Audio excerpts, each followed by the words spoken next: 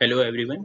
आज अपन देखेंगे बीसीबीआर के लेक्चर नंबर 4 के बारे में, जिसमें how to measure the frequency of disease frequency को अपन कैसे मेजर कर सकते हैं। तो इसमें तीन तरीके से कर सकते हैं अपन, एक प्रिवेलेंस से, एक इंसिडेंस से और एक केस फैटेलिटी से। प्रिवेलेंस में क्या अपन टोटल नंबर ऑफ केसेस लेते हैं, जैसे ओल्ड प्लस न्यू। इंसिडेंस पे ओनली न्यू केसेस लेते हैं और अपन केस फैटेलिटी में ये देखते हैं कि नंबर ऑफ केसेस में से कितनों की डेथ हुई। इस बेसिस पे अपन तीनों को एक एक बारी बारी से देखेंगे। तो सबसे पहले अपन को देखना है कि अपन क्या डेनोमिनेटर में पॉपुलेशन एट रिस्क यूज करते हैं। तो इस शब्द का क्या मीनिंग है? तो इसका मीनिंग है proportion of the population that is susceptible to the disease. कि जिनको डिजीज नहीं हुआ है उनको अपन एक्सक्लूड करेंगे, जो डिजीज वाली पॉपुलेशन उनको अपन एक्सक्लूड करेंगे, सिर्फ उसी पॉपुलेशन को लेंगे जो ससेप्टेबल टू द डिजीज है।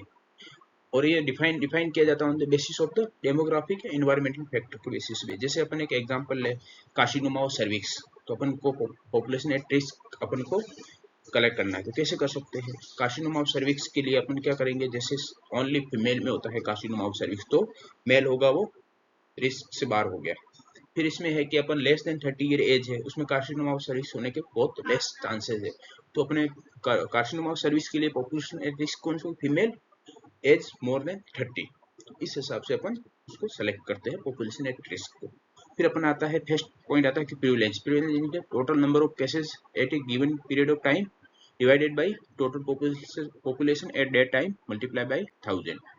अब इसमें भी प्रिविलेंस के भी दो टाइप है। एक है पॉइंट प्रिविलेंस, जो on the eight the given period of time पे अपन को कैलकुलेट करनी प्रिविलेंस को। एक होता है पीरियड प्रिविलेंस, जो अपन को कुछ एक एवरेज पीरियड दिया जाता है, उसके उस टाइम पीरियड में अपन को प्रिविलेंस को कैलकुलेट करना होता है। अब पॉइंट प्रिविलेंस क्या होता है? Measure the frequency of the disease at a given point in time. At a time और पॉइंट पे अपन को कैलकुलेट करनी होती है, जिसमें इसका फॉर्मूला हो गया P equal to C divided by N। C is number of the observed cases at the time of T, N हो गया population size at the time। जैसे अपन एक एग्जांपल की बात करें यहाँ पे, जैसे 150 चिल्ड्रन इन स्कूल, एक स्कूल में 150 बच्चे हैं, जिसमें स्क्रीनिंग की गई, तो refractive error eight a time की स्क्रीनिंग की गई, तो 15 चिल्ड्रन रिक्वायर द ग्लासेस, जिसमें से डायग्नोसिस हुआ, रिफ्रैक्टिव एरर है वो 15 बच्चों में आई। तो प्रिविलेंस, अब पॉइंट प्रिविलेंस अपन को कैलकुलेट करना है, तो पॉपुलेशन साइज क्या हो गया? 150 हो गया, और number of cases at the given point time कितना हो गया? 15 हो गया। तो 15 divided by 150 is equal to 10%। तो पॉइंट प्रिविलेंस आ गया अपना 10%। फिर अपन पीरियड प्रिविलेंस की बात करते हैं। It's measure the frequency of the disease over the some time, के कुछ पीरियड होगा उसके बीच में अपन को प्रिविलेंस को कैलकुलेट करना है। इसके फॉर्मूले की बात करें तो पीरियड प्रिविलेंस का हो गया C plus I divided by N। C क्या? Number of the prevalence cases at the beginning of the time period, के एट द बिगिनिंग जब भी अपन ने ओवर ऑफ सम टाइम के ऊपर अपन को प्रिविलेंस कैलकुलेट करने, उस टाइम पे स्टार्टिंग के टाइम पे कितने केसेस है, प्लस ओवर द टाइम कितने उस पीरियड के अंदर कितने केसेस डेवलप हुए, divided by size of the population for the same time period. उस टाइम पीरियड में पॉपुलेशन क्या थी उसको अपन डिवाइड कर देंगे। जैसे यहाँ पे एक सिनेरियो है, पॉपुलेशन ऑफ 150% का एक पॉपुलेशन है, वहाँ पे अपने 1 साल के लिए फॉलो किया, तो 25 had a disease of the interest at the beginning, के अपन ने 1 पीरियड फॉलो किया, 1 पीरियड के 1 ईयर्स के लिए अपन ने, तो इनिशियल टाइम में 25 केसेस तो थे, और उस पीरियड में 1 ईयर के पीरियड में 15 केसेस और आए। तो अपन को पीरियड प्रिविलेंस कैलकुलेट करनी है, तो उसमें पीरियड प्रिविलेंस के पॉइंट प्रिविलेंस कैलकुलेट करनी है, तो कितने गिवन पीरियड पे, तो 25 से अपन ने डिवाइड कर देंगे 150, और पीरियड प्रिविलेंस अपन को कैलकुलेट करनी है, तो 25 प्लस 50 डिवाइडेड बाई 150। अपन को गिवन पीरियड भी अपन को लेना है जिस पीरियड में कितने न्यू केसेस आए। फिर अपन बात करें कि प्रिविलेंस है वो उसके क्या क्या कॉजेज हो सकते हैं जिसकी वजह से इंक्रीज और डिक्रीज हो सकती है। तो उसमें से इंक्रीज क्यों हो सकती है कि लॉन्ग ड्यूरेशन, कोई भी डिजीज है जिसकी क्रॉनिक डिजीज है, जिसकी लो क्योर रेट है, मतलब क्योर नहीं हो रहा है डिजीज, तो क्रॉनिक डिजीज हो गया, तो एक तरह से डिजीज प्रेजेंट है तो प्रिविलेंस इंक्रीज हो जाएगी। लो केस फैटेलिटी है, मतलब किसी डिजीज की वजह से डेथ नहीं हो रही है, जैसे अपन डायबिटीज की बात करें तो क्योर है वो बिल्कुल लेस है, तो प्रिविलेंस इंक्रीज हो जाएगी। डायबिटीज की वजह से डेथ हो रही है, बहुत लेस होती है, तो उसकी वजह से भी प्रिविलेंस इंक्रीज हो जाएगी। इंक्रीज इन न्यू केसेस, क्या प्रिविलेंस क्या होती है? Total plus old plus new cases होती है, यदि न्यू केसेस ही इंक्रीज होते हैं तो भी प्रिविलेंस इंक्रीज होगी। इमिग्रेशन ऑफ पेशेंट, यदि कोई पेशेंट बाहर से अपने अपने कंट्री में आते हैं तो भी, या किसी भी उस पॉपुलेशन जो अभी अपन प्रिवलेंस कैलकुलेट कर उसमें इंक्लूड होते हैं तो भी प्रिवलेंस इंक्रीज होगी।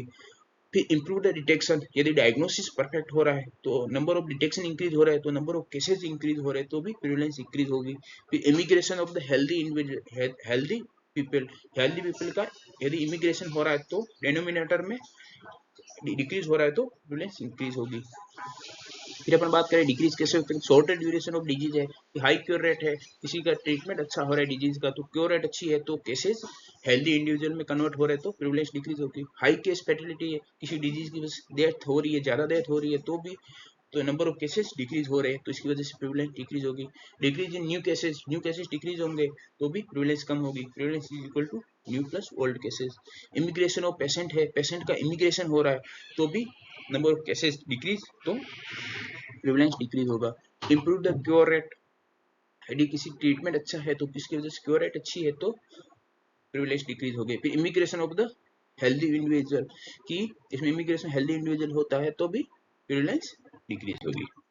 फिर आज अपन बात करें कि प्रिवलेंस अपन कैलकुलेट करते हैं इसका क्या यूज कर सकते हैं।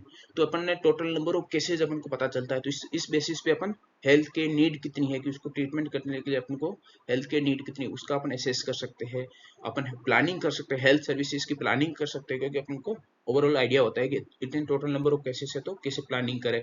फिर measure the occurrence of the condition with gradual onset, कोई डिजीज जिसका ऑनसेट वो ग्रेजुअली है तो उसको अपन over the period of the time gradual onset है तो उसको भी अपन प्रिविलेंस में इंक्लूड करते हैं तो उसको अपन मेजर कर सकते हैं। और क्रॉनिक डिसीज के ऊपर अपन स्टडी कर सकते हैं। नेक्स्ट है incident. Incident means number of the new cases in a given period in specific population में नंबर ऑफ न्यू केसेस किसको है कितने आए उस बेसिस पे अपन इंसिडेंस कैलकुलेट कर सकते हैं। इसमें अपन क्या मेजर द रेपिडिटी, अब न्यू केसेस की रेपिडिटी कितनी है कि कितने फास्ट केसेस आ रहे हैं न्यू केसेस, उस बेसिस पे अपन उस रेपिडिटी को भी मेजर कर सकते हैं। फिर इसको दो पार्ट में डिवाइड किया गया है, क्यूमुलेटेड इंसिडेंस, एक इंसिडेंस डेंसिटी। क्यूमुलेटेड इंसिडेंस को अपन अटैक रेट भी बोलते हैं और इंसिडेंस डेंसिटी को अपन इंसिडेंस रेट भी बोलते हैं। इसमें क्यूमुलेटेड इंसिडेंस क्या होता है, number of the new cases divided by population at risk at beginning. At beginning अपन ने जब भी इंसिडेंट कैलकुलेशन करना था तब एट बिगिनिंग पे पॉपुलेशन एट रिस्क कितनी थी उसको अपन न्यू केसेस से डिवाइड कर देंगे मल्टीप्लाई बाय 100 तो अपना CI आ जाएगा। फिर अपन इंसिडेंट डेंसिटी की बात करें उसको अपन इंसिडेंस रेट भी बोल सकते हैं, पर्सन टाइप इंसिडेंस भी बोल सकते हैं। इसमें क्या होता है, number of the new cases divided by total person time of observation. अब अपन को ये समझना है कि पर्सन टाइम क्या होता है। और इसमें क्या होता है कि पर्सन टाइम को जिन्होंने कैसे डिफाइन किया है कि सम ऑफ द पीरियड, अपन को पीरियड को ऐड करना है, सम करना है उसका of the time that each individual in history is observe. इसमें क्या होता है कुछ हर इंडिविजुअल को कितने पीरियड तक अपने ऑब्जर्व किया। अब इसमें क्या होता है कुछ माइग्रेट कर जाते हैं, कुछ इमिग्रेट कर जाते हैं, किसी की डेथ हो जाती है, किसी की क्योर हो जाती है, हर किसी का जो एक्सपोजर पीरियड होता है वो अलग अलग होता है। तो उस बेसिस पे ईच इंडिविजुअल का जो एक्सपोजर पीरियड है उसको अपन कैलकुलेट करते हैं और जो at risk of the disease developing के एट रिस्क पे है वो भी साथ में ऐड करते हैं। फिर है कि इंसिडेंस डाटा का क्या यूज आ सकता है, अपने इंसिडेंस कैलकुलेट किया इसका क्या यूज हो सकता है। तो describe the trend in the disease, के अपन न्यू केसेस है उसका ट्रेंड कैसा है वो अपन को पता लग जाता है तो उस बेसिस पे हम उसको डिस्क्राइब कर सकते हैं तो उसके लिए इंसिडेंस का यूज करते हैं। Evaluate the impact of the primary prevention programme है, कोई भी प्रोग्राम है जो प्राइमरी प्रिवेंशन के लिए यूज होता है तो उसका अपन इम्पैक्ट को इवेल्यूएट कर सकते हैं। ये इंपॉर्टेंट है, इस यूज पे एक क्वेश्चन फिक्स है कि अपन को प्राइमरी प्रिवेंशन प्रोग्राम के इम्पैक्ट को इवेल्यूएट करना है तो अपन कौन सा डाटा यूज करेंगे तो इंसिडेंस डाटा यूज करेंगे। फिर नेक्स्ट है कि relation between the prevalence and incidence के बीच में क्या रिलेशन होता है। तो P is equal to IND, duration of disease. जितना ड्यूरेशन ऑफ डिजीज इंक्रीज उतना प्रिवलेंस ज्यादा, और इंसिडेंस इंटू ड्यूरेशन को अपन इक्वल टू P हो गया। फिर अपने जैसे नॉर्मल एग्जाम की बात करें कि हाई प्रिविलेंस लो इंसिडेंस की कौन सी बीमारी हो सकती है, जैसे डायबिटीज मेलाइटस है जिसका क्योर रेट बहुत कम है तो उसका प्रिविलेंस हाई हो गया, इंसिडेंस लो हो गया। फिर अपन कॉमन कोल्ड की बात करें तो कॉमन कोल्ड के क्या केसेस न्यू केसेस बहुत आते हैं पर उसका क्योर रेट अच्छा है तो प्रिविलेंस लो हो गई। फिर अपन बात करते हैं, अपन तीसरा बात की थी केस फेटेलिटी की। तो केस फेटेलिटी में अपन दो टर्म की बात करेंगे, एक डिजीज स्पेसिफिक मोर्टेलिटी रेट और एक case fatality rate. Disease specific mortality rate है उससे अपन रिफ्लेक्ट क्या करती है, बर्डन या death of the disease. Burden of the disease ये इंपॉर्टेंट है कि बर्डन ऑफ डिजीज के लिए अपन कौन सी रेट यूज करते हैं तो disease specific mortality rate use करते हैं। इसका क्या फॉर्मूला होता है, number of death due to specific disease in a given period divided by population at risk in same period multiply by 1000। इससे अपन डिजीज स्पेसिफिक मोर्टेलिटी रेट आ गई। तो ऊपर तो अपने डिजीज ले लिया, नीचे अपने टोटल पॉपुलेशन ले ली कि डिजीज की वजह से डेथ की वो ऊपर ले लिया, नीचे पॉपुलेशन ले ली। अब केस फैटेलिटी से इससे कैसे डिफरेंशिएट कर सकते हैं अपन। केस फैटेलिटी रेट क्या होती है कि number of the death from a disease to the number of the cases. ये केस फैटेलिटी रेट क्या सीवियरिटी को रिफ्लेक्ट करती है। इसमें क्या होता है, number of death from a disease अपन इसमें डेनोमिनेटर में टोटल पॉपुलेशन की बजाय total number of cases of death disease के अपने यहाँ पे ट्यूबरकुलोसिस के 1500 केसेस है, उसमें से 50 केसेस की डेथ हो गई, तो 50 डिवाइडेड बाई 1500। ठीक है, टोटल नंबर ऑफ केसेस लेते पॉपुलेशन से, यहाँ पे पॉपुलेशन एट रिस्क का यहाँ पे कोई यूज नहीं। Thank you.